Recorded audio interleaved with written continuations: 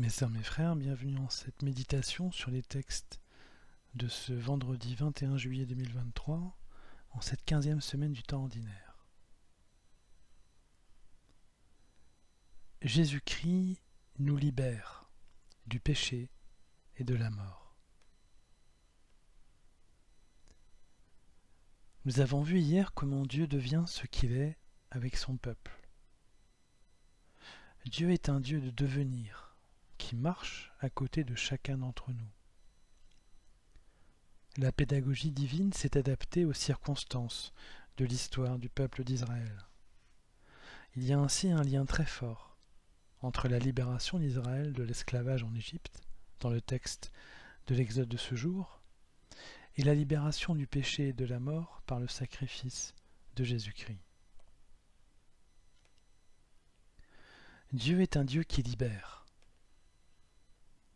La libération de l'esclavage marque une étape très importante chez les Hébreux, car pour la première fois, ils entrent dans l'histoire comme peuple, et ils y entrent de manière très spectaculaire, en se libérant du joug de la puissance locale et mondiale des plus importantes, l'Égypte. Mais en faisant cela, c'est aussi Dieu qui entre aussi de manière fracassante dans l'histoire.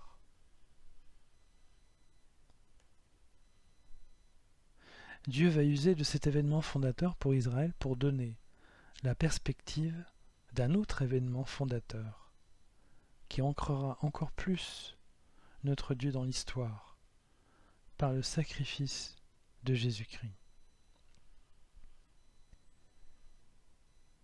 La veille de son sacrifice, Jésus célèbre Pessa, c'est-à-dire la Pâque, qui commémore justement la libération d'Israël. À cette occasion, comme dans toutes les familles juives de l'époque et d'aujourd'hui, on lisait et on lit les psaumes 113 et 114 au début du Seder, c'est-à-dire du repas de Pessa, et 115 à 118 à la fin du repas. Là, j'ai cité les psaumes en numérotation du canon hébreu, ce qui revient à prendre les psaumes 112 à 117 du canon catholique et orthodoxe de la Septante. Le psaume du jour que nous étudions est le psaume 115, c'est-à-dire la deuxième partie du psaume 116 du canon hébreu.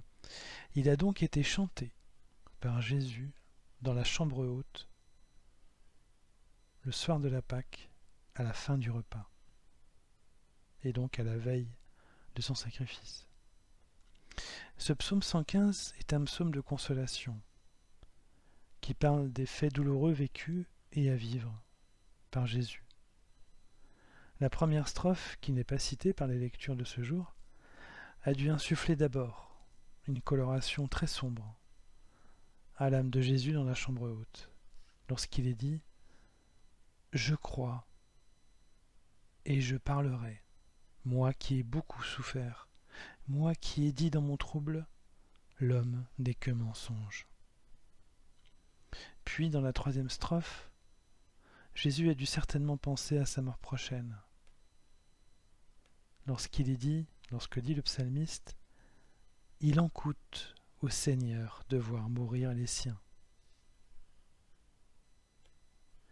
Jésus relie ainsi son ministère à la lumière des accusations régulières qu'il a subies durant son ministère par les autorités juives, par les scribes et les pharisiens.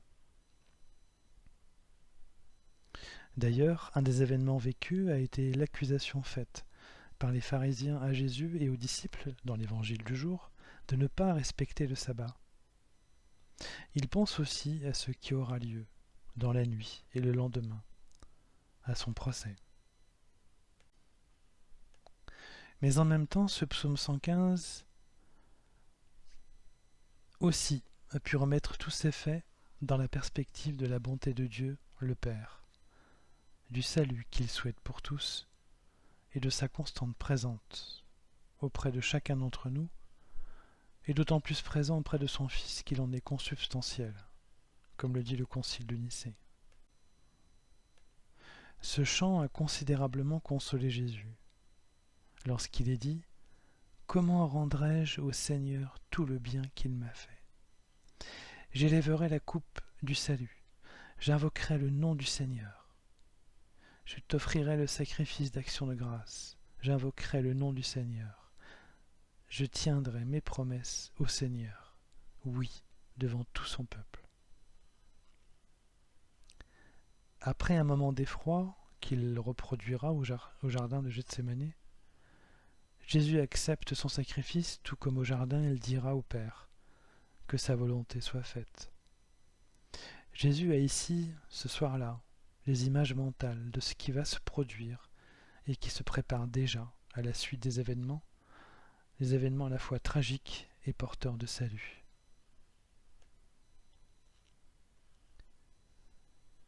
Le sang qui sera versé par Jésus le sera définitivement, pour rendre justice à Dieu et en finir avec les sacrifices, les rituels et la législation dure qui pesait sur le peuple d'Israël. Désormais, plus personne ne pourra dire que nous ne sommes pas saints. Plus personne ne pourra dire que nous sommes définitivement pécheurs.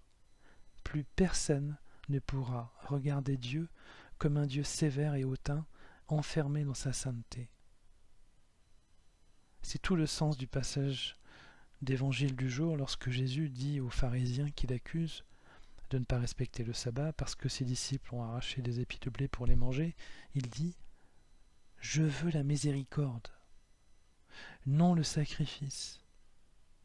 Ne condamnez pas ceux qui n'ont pas commis de faute. » Les pharisiens se sont enfermés et ont enfermé le peuple dans une prison de péché qui ont fait paraître Dieu comme sévère et lointain, alors que le Père est plein de bonté et tout amour.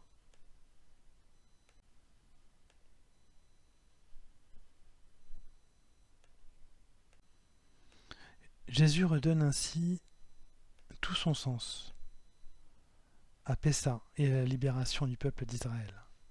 Le sang protecteur versé sur les montants des portes des maisons des Hébreux est une anticipation et une marque aussi de Jésus-Christ, qui sera le sacrifice suprême de Dieu lui-même. Dieu montre ainsi la puissance et la folie de son amour en renonçant justement à sa propre puissance et en acceptant de mourir sur une croix. Dieu montre là tout son amour et aussi toute la confiance qu'on peut avoir en lui. Il nous a libérés du péché et de la mort.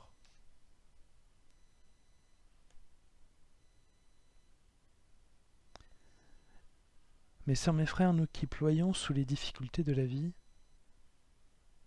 nous qui désespérons souvent de nos imperfections et de nos péchés, nous qui avons peur de la mort, nous ne sommes pas en vérité tout cela. Toutes ces accusations que nous formons et toutes ces peurs que nous créons, nous ne sommes pas cela. Nous nous regardons peut-être sans complaisance et avec vérité, mais ce regard est au mieux celui du siècle et celui des humains, et au pire celui de Satan qui nous accuse pour le plaisir de nous désespérer. Regardons-nous autrement. Je sais combien il est difficile de se regarder autrement. Pourtant, Jésus a toujours regardé les personnes qu'il rencontrait durant son ministère et les personnes qu'il rencontre actuellement comme des êtres de lumière. Il les voyait et il les voit dans leur perfection, débarrassés des péchés que lui-même allait porter et qu'il porte aujourd'hui. Il les regardait et il regarde ces personnes dans leur sainteté divine.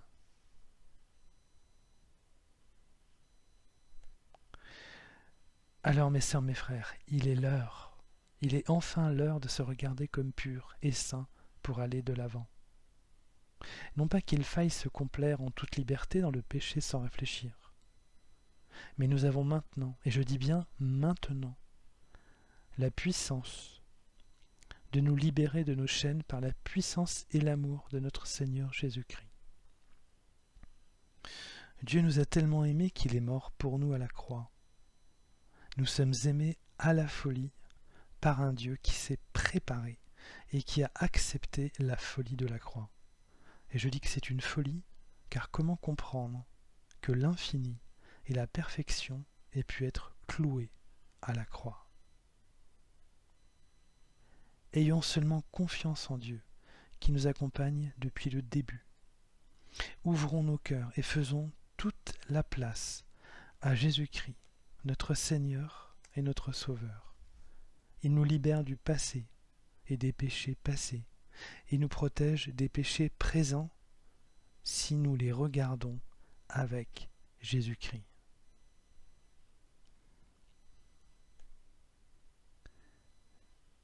Mon frère, ma sœur, Dieu t'aime comme personne ne peut t'aimer. Et c'est Jésus qui vit en toi maintenant. Tu peux prier le Père à tout moment, il te sauvera toujours, comme son fils et comme sa fille chérie.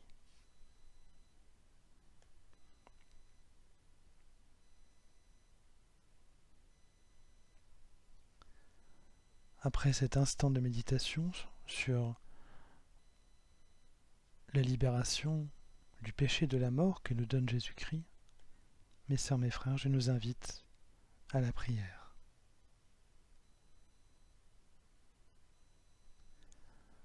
Ô Seigneur Jésus-Christ, merci, merci, merci. Nous te rendons grâce de ce que tu as accepté le sacrifice de ta propre vie pour notre libération.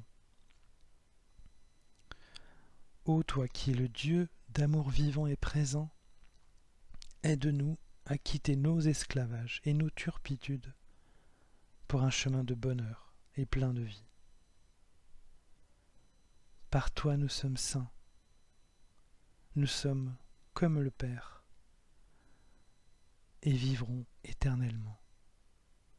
C'est cette joie qui nous fait et qui me fait te rendre grâce, ô doux Jésus.